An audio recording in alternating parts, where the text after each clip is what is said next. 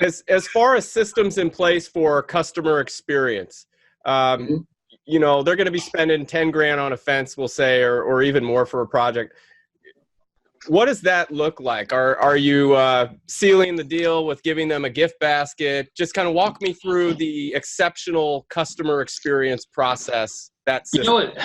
what's funny is what's truly exceptional these days is actually not, you know, it really just boils down to communicating well, right? Um, like we'll have people are just really happy if you tell them how long it's going to take. You check in with them every once in a while, along the way, and remind them that that's when it's gonna that this was supposed to happen and it did, and that we're still tracking on this date for the installation. And one thing that we're really good at is landing on a date for people. Like if I tell somebody, hey, we're gonna come out on September 10th and install your fence, like damn it if we don't show up on September 10th, you know, 98% of the time. And we communicate really well with people. I just had a remediation on some mold done at my house. And what was really annoying to me is that nobody would call me when they were on their way to my house, right? Because I've got young kids, like God knows what they're doing. I don't want somebody just showing up at my door. Like I'd like the courtesy of somebody just calling ahead and saying, hey, I'm on my way. You know, it's a small thing, but it makes a huge difference. So no, I mean, we find that we win people's, we win, you know, that the battle with customer satisfaction mainly through good communication. And, you know, and some of that is just managing expectations. Like, hey, when somebody calls in and asks us like how long it is for us to install a fence, we don't tell them it's going to be 1 to 2 weeks. Show up at the appointment, say it's going to be 1 to 2 weeks, sell the job, and then tell them, hey, we're going to be out in 4 to 6 weeks. You know, we have a very consistent message about lead time. So by the time we've sold the job and called the customer, they already know how long it's going to take. We're just reinforcing that, giving them a, you know, an assurance like, hey, these are the steps that we have to take. And you err on the side of caution, I would imagine, right? Absolutely. Yeah. Yeah. If it's 4 to, you know, if we're 3 weeks booked out, we'll tell people 3 to 5 weeks, you know, give ourselves a little buffer. And a lot of the time, the lead time is a little bit out of our control. If most people who call us have not yet gotten their homeowners association approval or their permit. And so we can kind of use that to drive the timeline. And that's beyond our control. I can't control how long it takes a property manager to review somebody's HOA submittal. So that helps before the sale and after the sale. And during the installation, our crews are really good about reviewing the requirement with the customer, stopping to answer questions and be courteous and respectful to the customer when we're there on the job. And then at the end, what people really love is we walk through the installation and check it off with them, and then follow up with another phone call after we're done the next day when they've had time to think about it and say, hey, how did it go? You know, is there anything we can work on? And some people, even though they signed off and said they were 100% happy, say, you know, I'm really glad you called because I'm really not happy about this. I thought about it. The guys explained it to me, but I'm really not happy. And some people are, you know, really unhappy about something that's relatively minor. And even if it's something big, we just say, okay, well, that's great. We'll come out and see you and we'll look at it and we'll take care of it. So I think that's sort of, that's a really good system, by the way. That's awesome.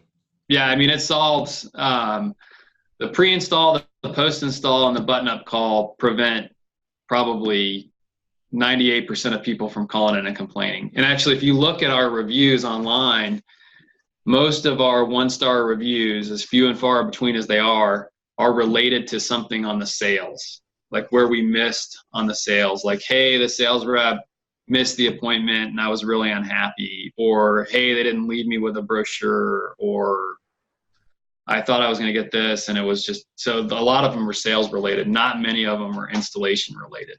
So. Got it. So I want to ask just a few more questions and then we'll leave it up, you know, to the floor, the people, if they want to maybe have a little Q&A, they can ask you some questions too. Would that be all right? Yeah. Okay. So I want to dive into franchising a little bit and tell us, what kind of companies are a good fit to get into this. We have, we haven't really talked to a lot of people who are in the industry already about franchising, but so I'm not 100% sure. It could be a guy like the guy I was talking to this morning who's got a $200,000 a year business in a big market, and he wants to go out there and compete and grow. And he just, wants help with the systems, wants, somebody there to support him and, help him get established. We can help somebody like that. Somebody who's at the $1 million mark who wants to own, 10 fence companies, right? I can enable that, right? And what's neat about working with people who have fence industry experience is that they pick things up and execute very well. Because out of our 9 franchises that we've sold, only one ownership group has any fence experience.